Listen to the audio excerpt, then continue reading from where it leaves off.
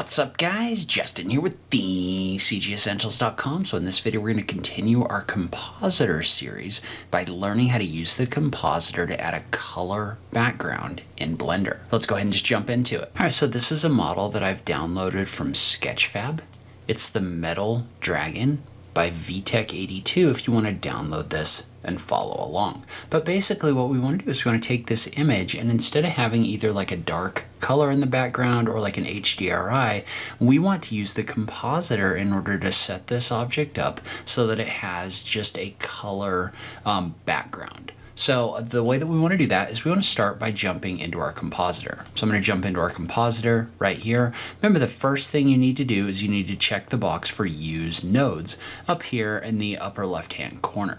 And so once we do that, remember that nothing is going to show up in here until we've actually rendered our image. And actually, I probably need to add some lights in here, so I'm just going to use the Try Lighting add-on, which comes built into Blender in order to do that. So make sure Try Lighting is enabled. Then I'm just going to do a Shift A, and I'm going to add a 3-point light setup. We'll jump over into rendered mode real quick, and what I want to do with this 3-point light setup is I want to bring the height and the distance down so that this scene is actually lit like this. Okay, and so the first thing we want to do is we want to set this up with a transparent background.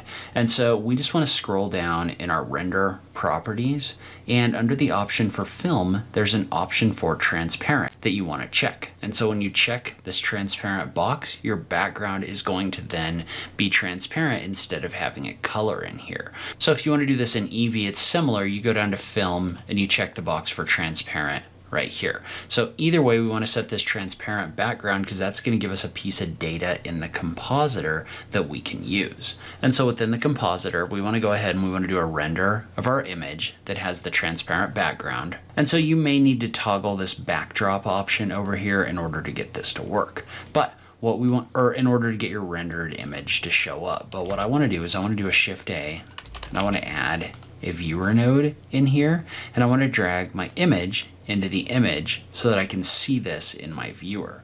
And so what we want to do is we want to use an aspect that's generated of this object when we set this to transparent, and that's going to be the alpha. And so you can drag the alpha in here in order to see this. Notice how when you add that transparent background, this adds this alpha map that we can use in order to dictate to Blender where this object is. Okay, and so what we need to do here is we need to tell this to place something where that alpha is. And so in order to do that, and I'm going to go ahead and unclick on this real quick, I'm just going to do a Shift A, and I'm going to add a mix node. And so when I add a mix node, what that's going to do is that's going to give me the ability to mix two things together. So what I want to do is I want to drag my image into the first slot in the mix node. Then we're going to drag the image out to the viewer, but also to the composite right here.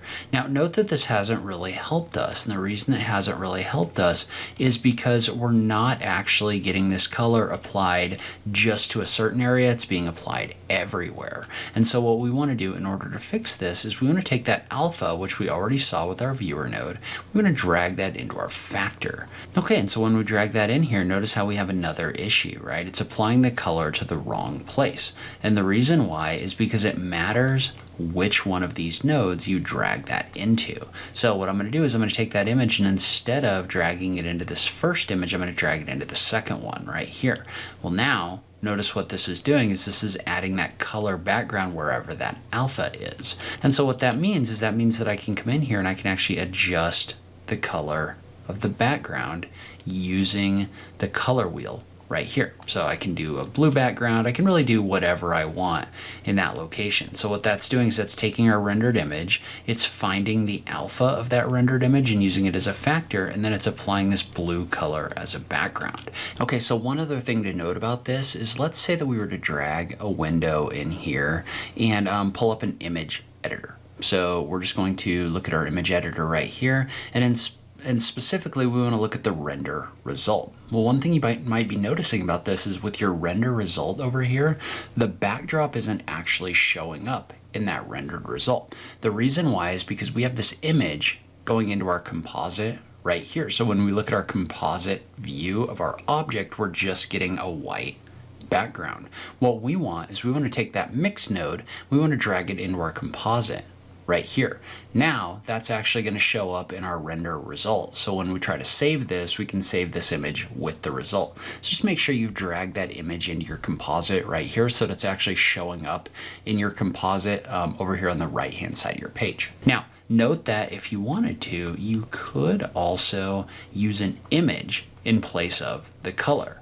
So if you wanted to do that, all you have to do is add an image node right here, and you're going to drag that into your image slot. And so then we can just come in here and open that image. So in this case, I just have a forest image that I just created from Canva, but you can use that in order to quickly add a background to your object like this. All right, so I'm going to link to all the example files in this Compositor series on this page, as well as to the playlist containing the other videos in this series. If you have any questions about anything we talked about, feel free to leave them down below, and I will catch you in the next video. Thanks, guys.